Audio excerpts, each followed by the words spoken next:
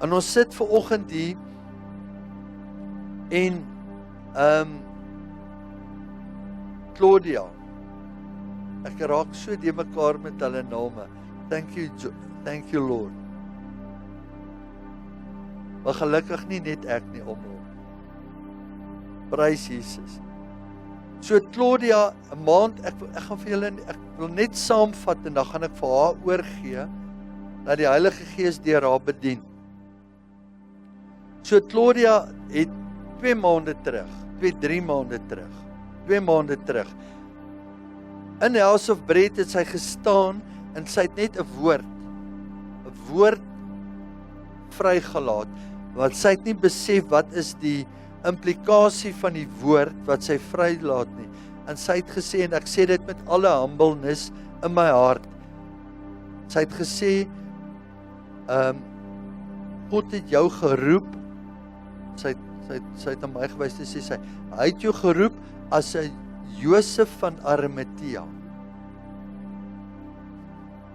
Daai woord het van haar afgekom.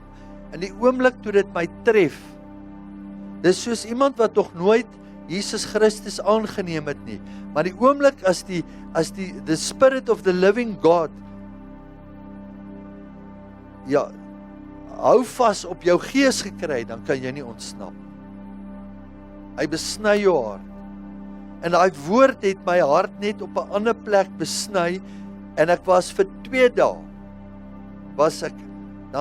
dan is jy hier, maar as jy op 'n plek is, dan is jy in weeping, want jy dra die gewig.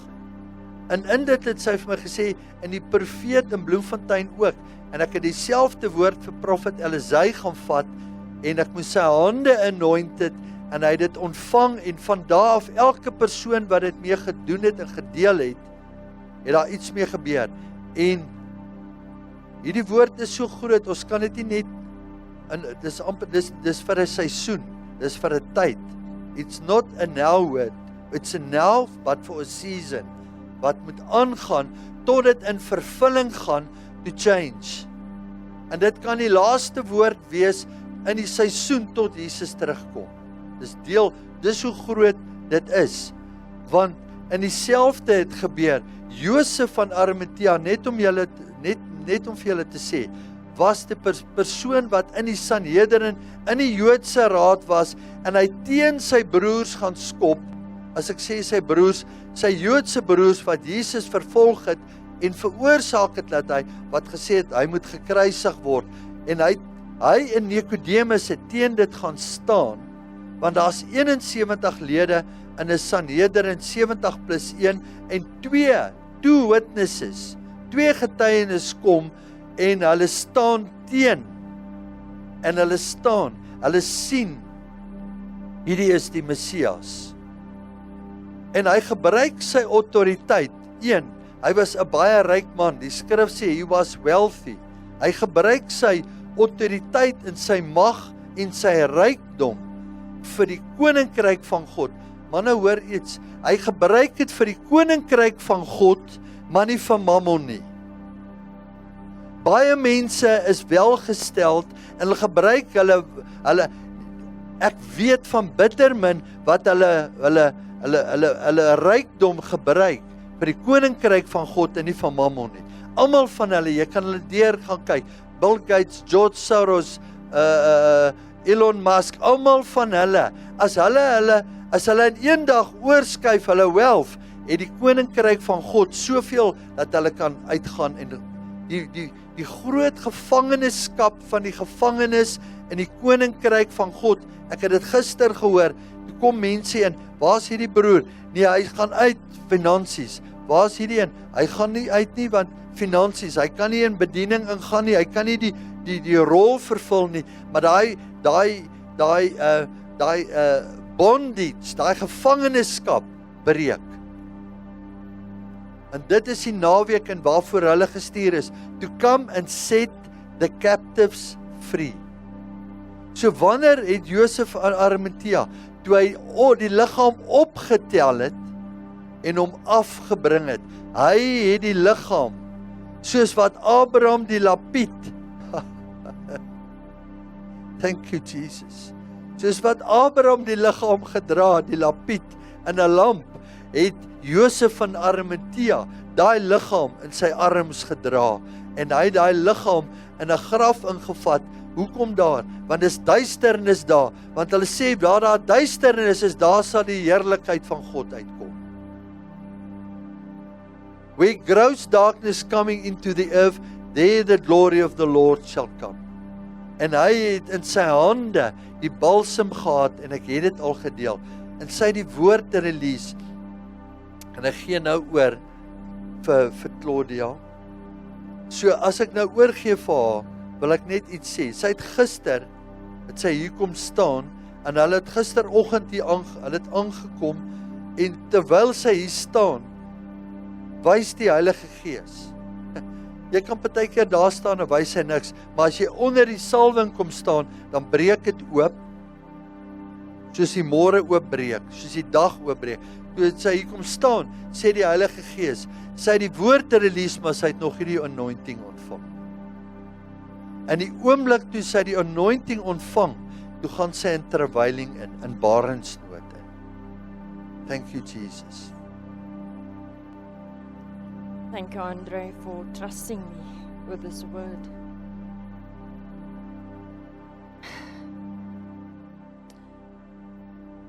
For me, it's always very interesting that the Lord will come and He will give me a word, and I will walk with that word for a while. So on the 23rd of January, the Lord gave me the word for Joseph of Arimathea, but I was not sure who the Joseph of Arimathea was that He was speaking to. And it usually takes about 2 months before I can release to the person. There are times when smaller words, then it will be the same day or in a few days' time. But when it is something as heavy as Joseph of Arimathea, then it will take 2 months about. But this word was very different for me.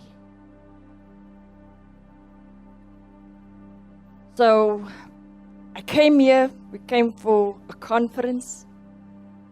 I knew I needed to be here for the Purim conference with the Queen. And I had this urgency in my spirit. I need to come to the higher altar. Because in January we went higher and we went to Heaven's View. And the Lord said to me, you've been to the different altars, but you haven't gone to the higher altar. And there's how many times? 3 times that you've been here? And Joylene would ask me, are you coming along?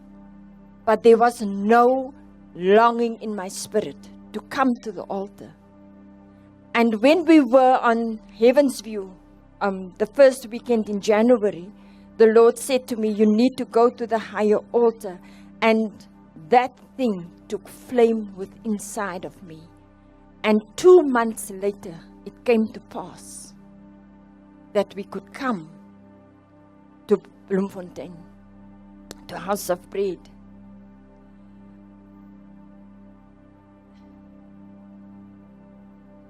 And then we went back,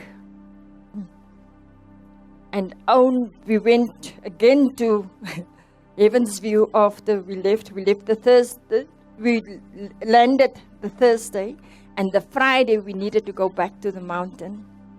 And we had high on the mountain again. And on the 10th, Joseph of Arimathea started to birth inside of me. Before coming, I tried some research on Joseph and I could find nothing. But coming back from Bloemfontein, Joseph of Arimathea was all around me. And in the same time, we're busy preparing for DLP and we're busy preparing for the Women and Worship Conference. And in this time, the Lord was sending us, me and Jolene had to go. And He said, you need to go redeem the land. And everywhere we went, we were redeeming properties, redeeming businesses.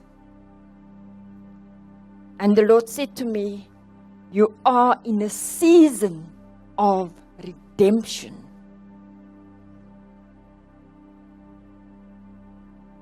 And as I was preparing for today, the Lord said to me that many a time when people speak of Joseph of Arimathea, they speak about his financial anointing, but nobody speaks of him as a kinsman's redeemer.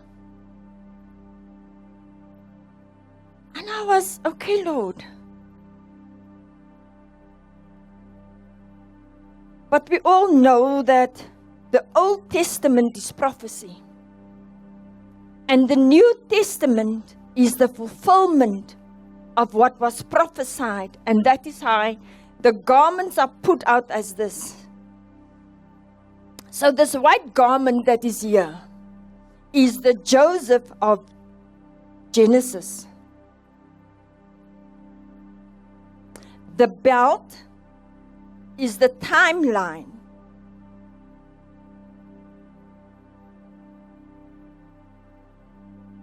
The ribbon is the glory of His presence.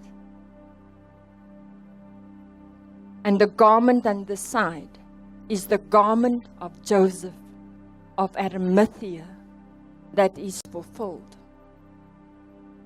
He said to me that Joseph was a redeemer of his family, and through his bloodline, a redeemer was born.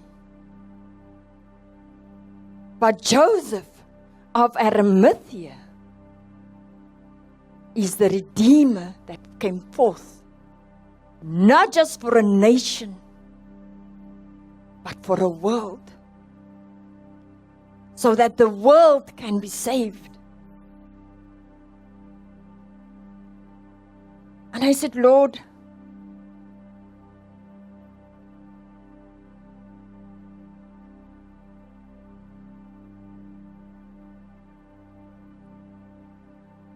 this is interesting.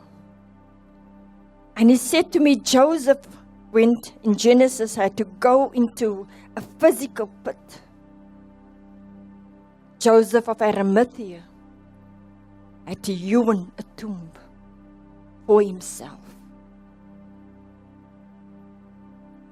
Genesis Joseph had supreme devotion to his family, and it was at a great personal cost, because forgiveness is a sacrifice.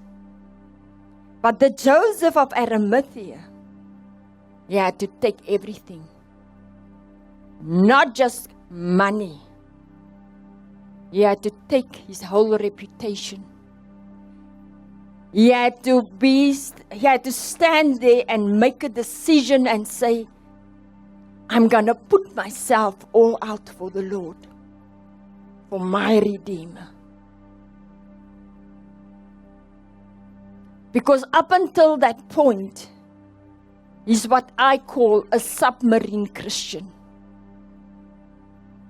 Because there's many of us that serve the Lord in this little corner, but we don't want the world to know. And Joseph was there in that space, together with Nicodemus, because they were afraid of losing their position. They were afraid of being kicked out of the Sanhedrin. They were afraid that they're going to be rejected. And so when he went to go fetch that body of Jesus, it cost him everything.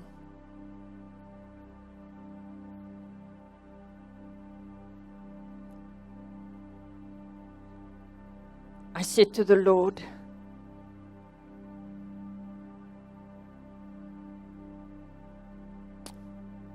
what else is there? And He said to me, He ensured an honorable burial for Jesus. Because you see, when a person was hanged and the way Jesus was crucified.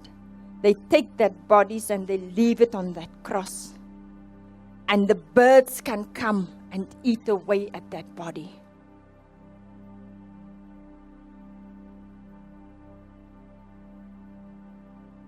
But Joseph went and he requested that body of Jesus. The Lord has strategically placed him so that he has favor and he could go and request the body of Jesus and make sure that he was honorably buried. And so the scripture was fulfilled. That tomb that he made, usually they made the tombs for their families.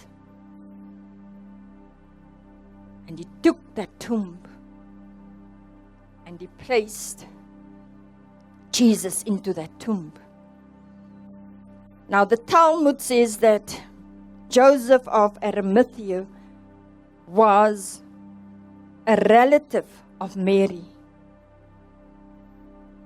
And so a kinsman's redeemer usually is a relative, the closest relative. And because he's a close relative of Jesus, he could go and request that body of Jesus. So he had a deep sense of family. He had a deep sense of duty. He had a deep sense of protection.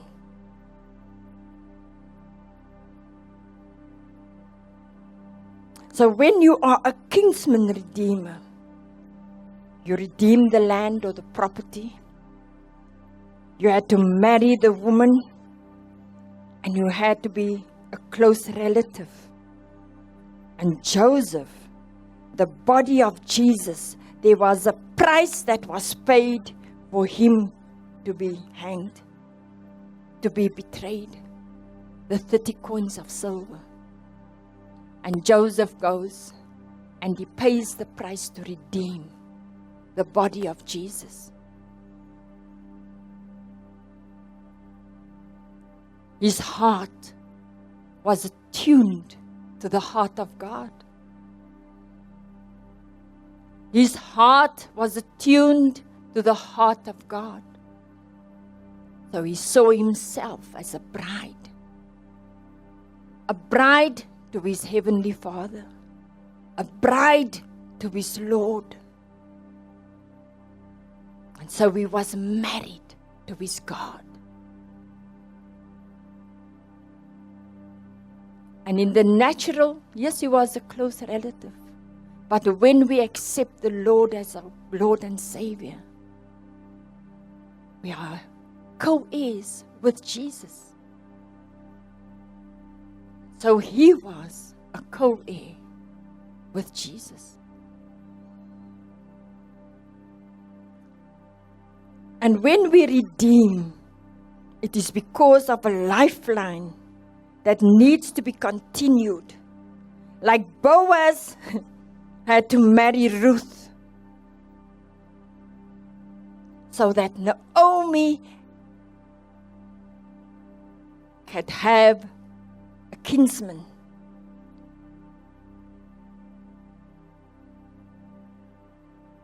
So the devil thought, I've won. He thought, this is me. But death could not win. And in the process, the story was changed. And the destiny was fulfilled. And scripture was fulfilled.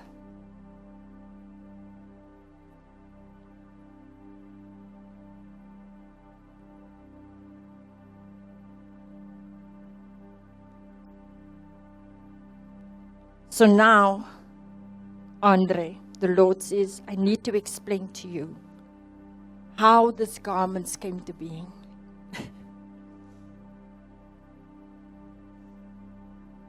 So I had this dream. It was somewhere in April. I think it's somewhere about the 16th of April. I had this dream.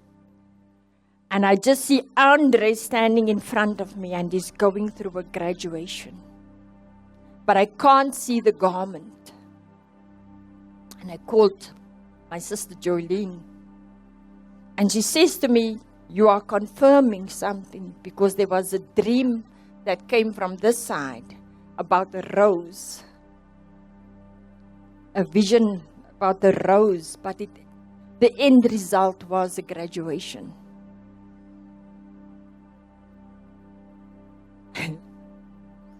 And then she said to me, but then you need to make the garment. And I'm like, Lord, you can't ask me to do that. You know what I did at school when needlework was concerned. I have no idea. Theory? Yes. You see, when I was in primary school, so they would teach you most now to knit and do the needlework and whatever. And we're 4 sisters, and I'm the youngest. So my eldest sister, I have a very good memory, and my eldest sister will do the job for me. And I will just take it back to school and say, yeah, it's done. What's the next step? And when it came to the exam, I would pass based on the theory. I will make sure that I get full marks on theory so that I can pass. And then this thing drops in my lap. And I felt overwhelmed. How do I do this? What is this? And the first question I asked the Lord, what is the color? And on the 19th, He says to me, tabernacle. And I said, Lord, but tabernacle is not the color. I got up and I went to make me a cup of coffee. And as I come past my dining room, this ribbon is lying there. And this ribbon is called tabernacle. And the colors in this ribbon is cream, which is healing. Gold, which is the glory of God, His divine nature, holiness, the Godhead, purification, and the altar beauty.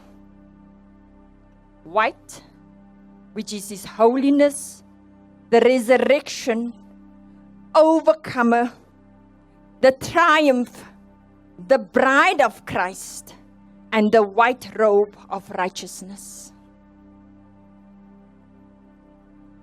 Copper or bronze, which is a judgment against disobedience. It is for atonement, for the forgiveness, for the baseness compared to rich and precious metals. It expresses the physical strength, your power and durability, but also the brazen altar, where it presents Christ, the cleanser and purifier. It's also the fire of testing and the tabernacle altar. So Andre,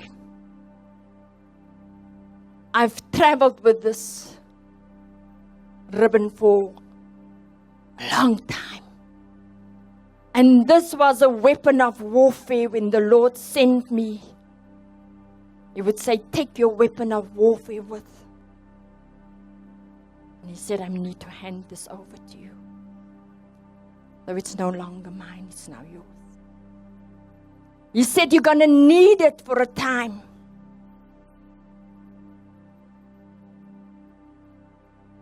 You're going to need it for a time. Because the enemy is going to come after you. But you yield that weapon.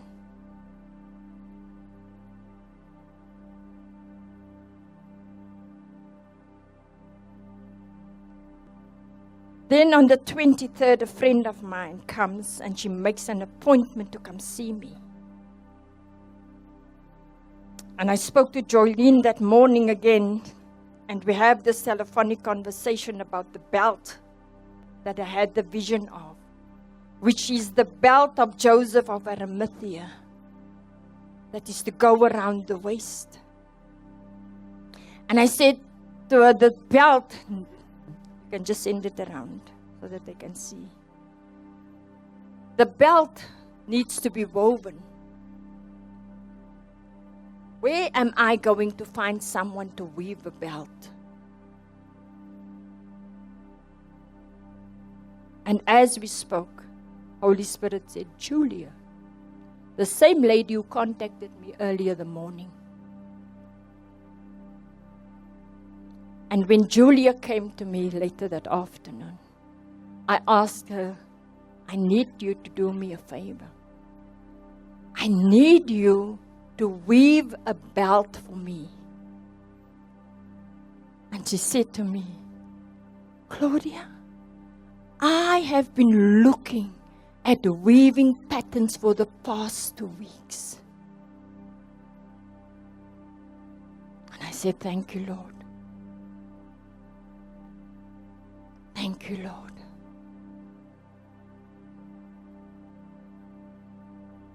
She doesn't have a loom.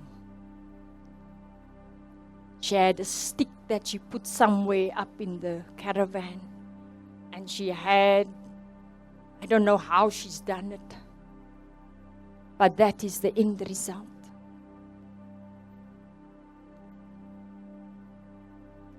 And it's a first fruit. And the wool that we used,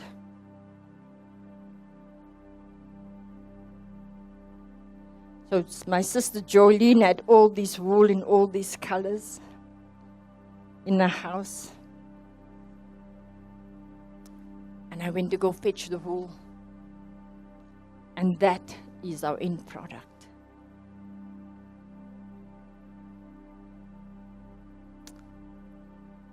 Jolene gave me a piece of raw silk.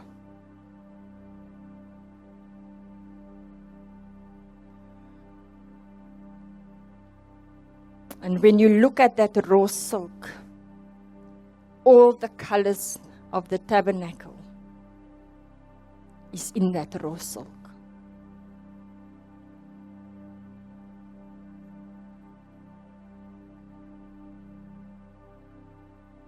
I need to speak about the silk, Andre. Because I know Claudia's situation, we were asking the Lord, how will we get the provision to make this? And we were going to do part of that redemption of the land, one of those assignments. And I put my hand in my bag to load it with the things that I needed. And this cloth was in there. As I took it out and I looked at it, I understood that this is the cloth that will make the garment. Now this is 100% raw silk. When the Lord told me, you need to redeem the koi and walk out my journey for the restoration. My brother Stefan, who made this garment, he was part of that prophetic act. And he came and said he needs to stand for the Afrikaners and wash the feet of 3 koi leaders. And because of his humility, Stefan had brought these 2 pieces, massive pieces of raw silk, because he's a designer. He's an artisan, actually. He's not a designer. And he covered himself with the one cloth, and he used the other piece to wipe the feet of the koi leaders. After the process was done, the Lord had asked us to wash their feet in water a whole bottle of red wine from Jan van Riebeck's farm in Wynberg, salt that someone had given me, and oil. And then I said, Lord, but now after the washing, we can't discard of this water. What do we do with it? Do I go and pour it out on the property? He said, no. So he waited. Afterwards, Stefan came to me and says, we need to take the cloth, and both pieces of the cloth we soaked into that water. And when the process was done, all the liquid was drawn into the cloth. Then, when we did the Thanksgiving, Stefan took the cloth, the one piece, and he tore it in half. And we were 8 people who helped to produce that. And we tore the pieces in 8 strips. So each one got a piece. Then Stefan said, now you take this other piece and you take it to Israel, to the One New Man conference. And the last day of that conference, at the time of war, the year of the war, my husband and I, we had to go and take a flag for our nation, a prayer flag. We presented the gifts. And then the Lord said, now you take this cloth, the bigger piece, the second piece, and you covenant with Israel the same way. So on that stage, I said, who's going to tear it with me? They said, tear it. I said, yes, we must tear it. And one of the pastors, I actually saw him the other day on TV, I don't know his name. He came forward. He said, I will tear it. And then he stood on that side and I stood on this side. And together we ripped. And as the sound went, shh, it was done. That was the covenant. Then he had the one piece and I came on with the other. And since then, when was the war? When did it start? 2000 then? And this is the rest of it. So for a long time I've had this cloth, and wherever we had to go to redeem or whatever restoration, the koi, this cloth has gone with. It holds much meaning. Stefan was saying to me, it smells like fish because of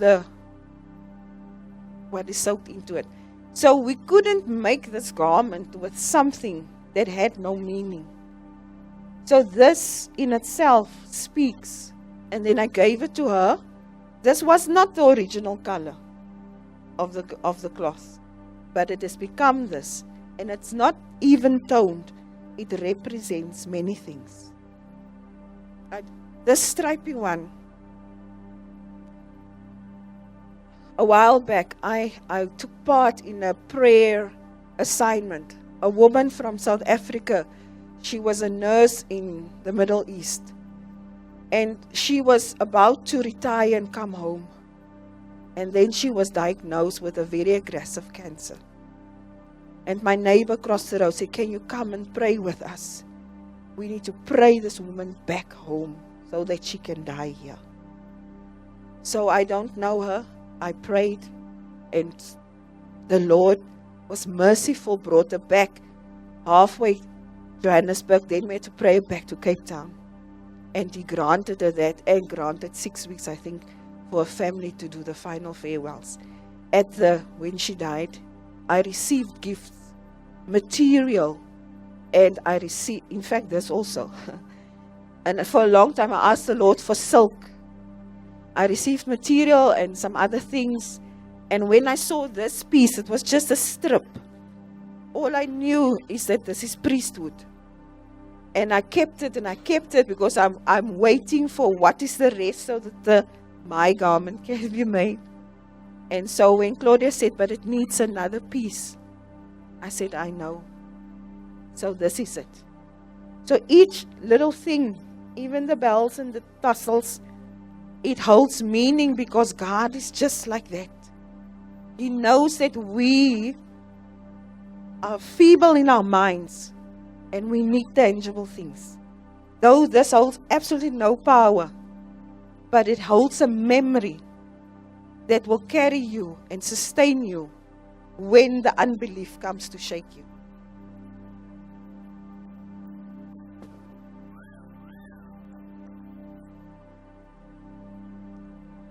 So now, Andre,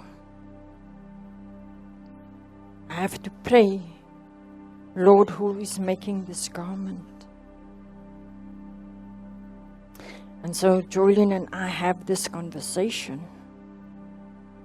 And she says to me, Anya made a priestly garment for a pastor. And she sends me the photo. I said, thank you, Lord. Anya is the lady who made that ribbon.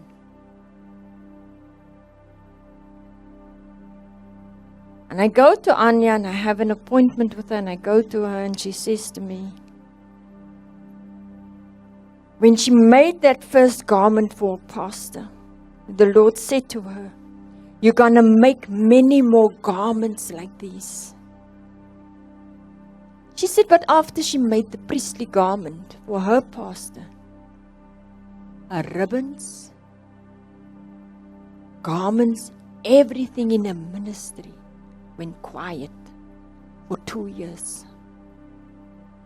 And now I come and I'm requesting. And I said to her, I know there's an undergarment that needs to be made. And she said, it's fine. I'll sort out what needs to be sorted. So that was the 1st of May, the Friday that I went to her. The Tuesday she goes to work and she speaks to a woman at work about the garment that she needs to make. And the woman, she says to her, I need to go buy white linen. And the lady says to her, but I've got a piece of white linen. Don't go buy. And she brings her this cloth. And from that, the undergarment was made. And that undergarment has got some ribbon that is put around the collar. And every piece of that ribbon that is knitted into that garment has got a meaning.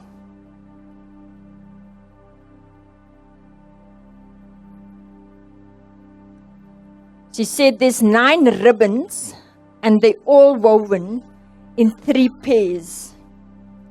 The one is white, blue, so the blue goes to gold. And then red. The other one is cream with gold, olive green and orange. And then there's a light blue that goes to a lighter blue. There's gold and orange. That is how it is put together, the different colors. And it is the Holy Trinity, God the Father, God the Son, God the Holy Spirit. And it also purity, the Spirit and the Word and the blood that is around your neck. It represents your household first. And then it grafts in Bloemfontein.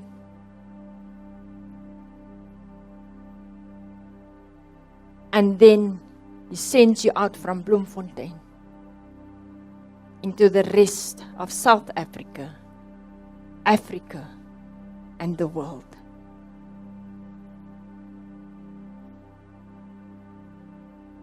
The orange is the spiritual warfare you will encounter. Because when God blesses you, the first thing we know, it was dark and then it was light. Royal blue, God's covenant and His commandments. The olive green is your peace, the harmony, but also the reconciliation that you will bring. Brown speaks to the humanity, because from clay we come, but also our fragility as men. And so she's put this garment together. So there's 12 belts on the side cloth.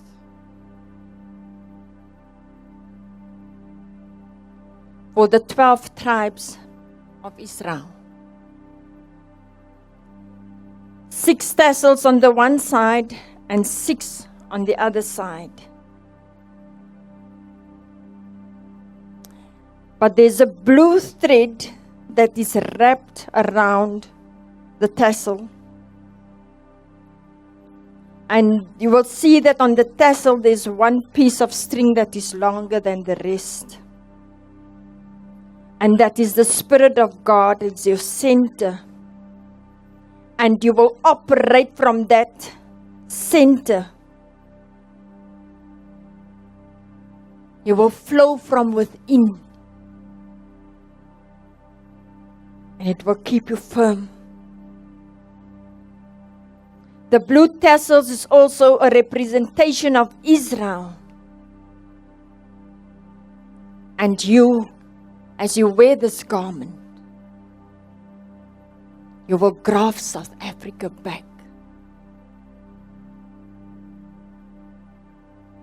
and redeem us back. The belt is a reminder of God's presence, like the priests would go into the Holy of Holies. And the sound of the bells would be the indication that he's okay. So when warfare comes, that bells is a reminder for you, I'm okay. I'm not alone. God is within me.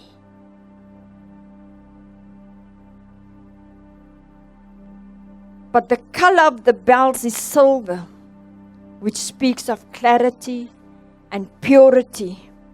And this is the important part of maintaining a clean and unblemished spirit. But it's also celebration and the joy that comes from knowing I am fulfilling my destiny.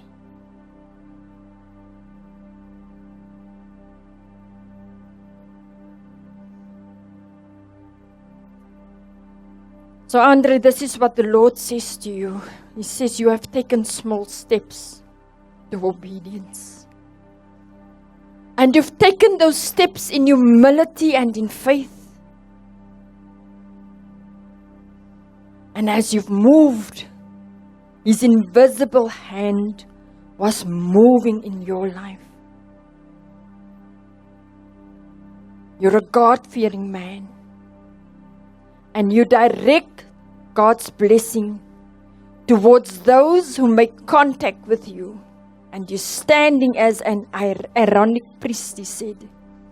And you invoke the name of God day and night into every area of your life. You take note of the new disciples. And those who cross your path, you have concern for them. And God has greatly observed your conduct up until this point. And He says you never expect anything in return. You're always there at the back encouraging others. And you provide a safe space for them. And we as the woman, we come in here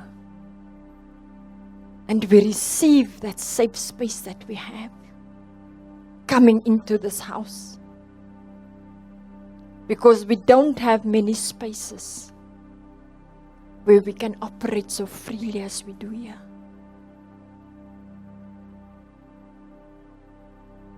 He says, in all of this, you are a picture of Christ, a kinsman redeemer, who grants the refuge to those who have need.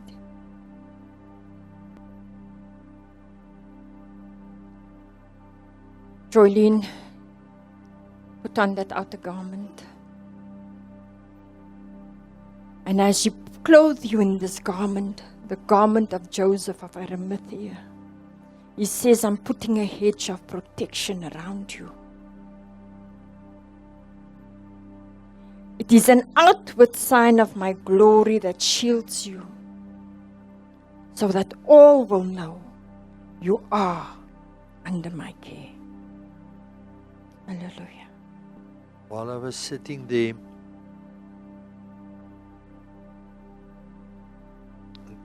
the words that came the whole time to me, die woorde wat heeltemal my gees inkom is, Lord, I'm not worthy to wear this. Because some people will come in here and they will look at the garment, and when somebody will put it on, when I put it on myself, they will see it as pride. So I humble myself and I lay myself down on the altar today. And I will put this on the altar as a sign of what the Lord has done today. But what I want to say is, I've only placed and put this on me because it's not about me, it's about a nation. It's not about me. Lord, I'm not worthy because no one can receive a reward before the time. And I'm not receiving a reward. I want to stay a bondservant. Ek wil 'n liefdesslaaf vir U bly sonder enige titel.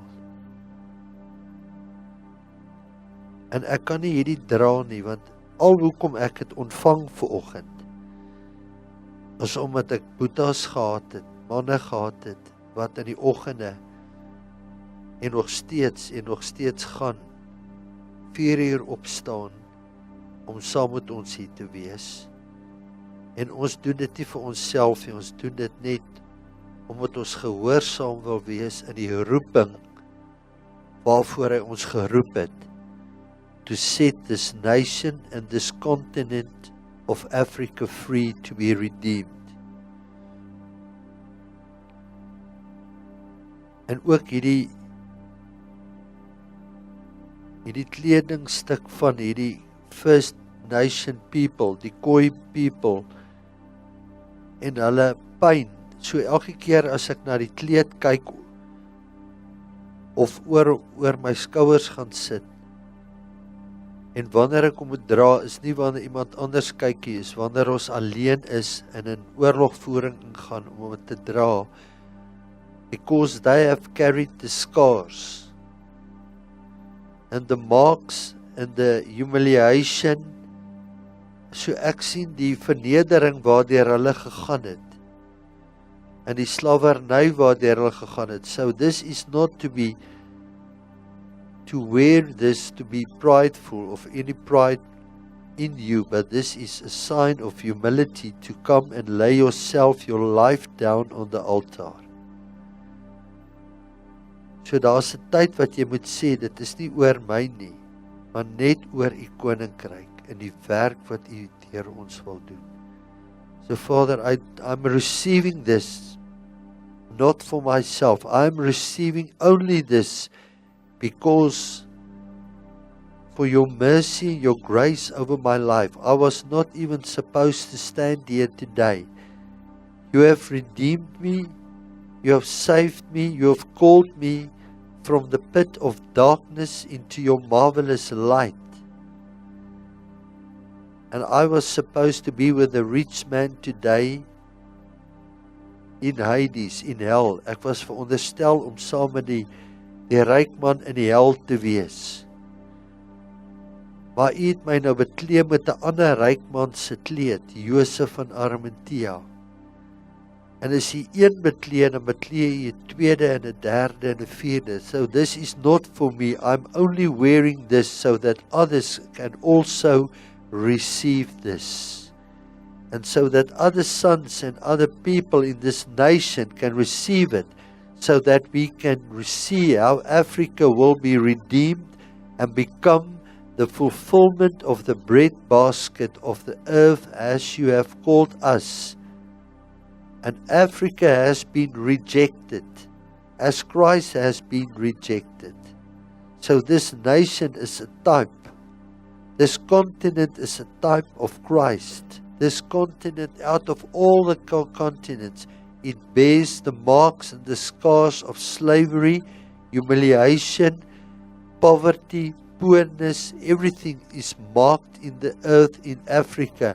But from today on, Lord Jesus Christ, this is a turning point. As I have taken my two brothers, Nevin and Reuben, from the back, if they can please come forward, I want to come and anoint them, and I want to come and bless them, because they are a sign that the Lord is doing is in everything of this. And all that I can say is, as alles wat ons gedoen het, vir manne soos hulle is, opgestaan het in die oggend en nog steeds opstaan, om ouens, mense van die straat af, to set the captives free. We will do it over and over again. And it's only in tarrying that the Lord is taking us to a place of acceleration, what He wants to do in this nation. So Father, I just want to come and bless these brothers. Lord, I pray over them. Jou naam is wie? Ruben. It's a double confirmation about sonship. Reuben and Reuben, double confirmation. So Lord, I just want to come and anoint them with your Holy Spirit.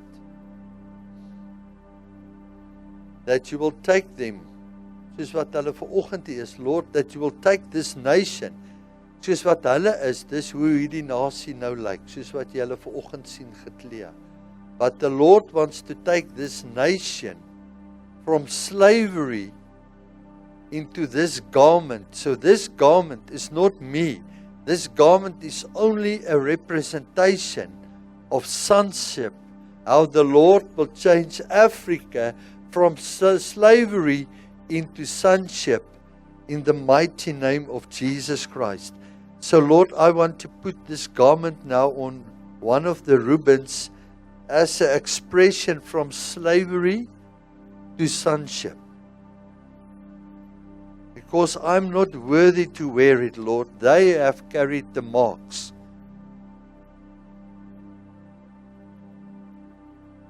Thank you, Jesus. It's not about me. Dis nie oor my nie. It's what Christ wants to do through us. Here sit vir ons daai bloed op. Thank you, Lord. And then we want to come and seal off Rashi Toroboturama. It's like a Joseph. You know, the first Joseph was in prison, but he was taken out from prison to the palace. And the Lord is crowning him this morning. Wounded and weary, searching for light. Then heaven's mercy whispered my name. Love stood down. That's His Christ. Everything changed. Oh, the blood of the Lamb. It still flows. Thank you, Lord. It washes Thank you, Jesus deeper Christ. than sin can go. Wanneer kom ons staan en ons sluit ons af vanoggend. Kom ons seël wat. Let's just give Him the glory and the honor. I am not my own. You see this prophetic sign and what's taking place here this morning. This is what's going to happen with Africa and South Africa. from bondage, slavery, into sonship. So Vader, dankie vir wat U doen. Ons wil U loof en prys. Thank you, Lord. We want to come and seal everything that You have done. Thank You, Lord, for my sister, for her obedience. Thank You, Father, in the mighty name of Jesus, for every pattern, every part of this silk, the ribbon, everything that was woven together. Like Your word is woven together in our hearts. Father, I pray for this weekend, for the conference, that You will be ahead of the women of worship. Holy Spirit, that You will run ahead. I pray for Your angels around them. Father, as my brother Ruben is now have changed these garments now from slavery into sonship. Father, I pray it as a prophetic act over this nation of South Africa. The day has come, and today is the day that the Lord hath changed and take the shackles of slavery off and put them a garment of praise over this nation and a robe of righteousness. And we call the things that doesn't exist as if they already exist. We speak forth from this altar. We call forth Your name, so that Africa, as Reinhard Bonnke have prophesied, Africa shall be saved. Africa shall be saved. You are worthy. You are worthy. See yourself and each one of the brothers here. See yourself here. How the Lord is taking your old garment off and giving you now a new garment of praise and worship, and restores the former things and puts you now in a new season of victory. If you put your eyes on the cross, your Redeemer, Christ Messiah, will be on your side, and He's fighting your battles. Thank You, Lord. I'm taking on now this instrument of warfare, and I'm waving it over my brothers now, Lord. Father, in the mighty name of Jesus Christ, so that Your name can be exalted in all the earth and in Africa. So thank You, Lord, as I pray now the priestly blessing over them. And over Ruben, I released a priestly blessing over you as a son. Yevarecha Adonai Vishmerecha. Yaer Adonai Panavalecha Viuchaneka. Yesa Adonai Panavalecha Yevashim Lecha Shalom. The Lord bless you and keep you, Ruben. The Lord make His face shine upon you and be gracious to you. The Lord lift up His countenance to you and give you His shalom. Shalom. Amen. Amen. Hallelujah. Ons gaan die offering opneem en dan gaan ek van Johan laat hy iets deel. Boetas, sisters, I'm taking this privilege on myself, and I just want to come today and bless the women of worship for this indescribable experience they bestowed upon us this morning. And Andre, I think I speak on behalf of all the other men. I want to speak on behalf of all the men that you've got a difficult time ahead. But we as men come and we commit ourselves, and we'll be the Aarons to keep up your hand. In Jesus' name, amen.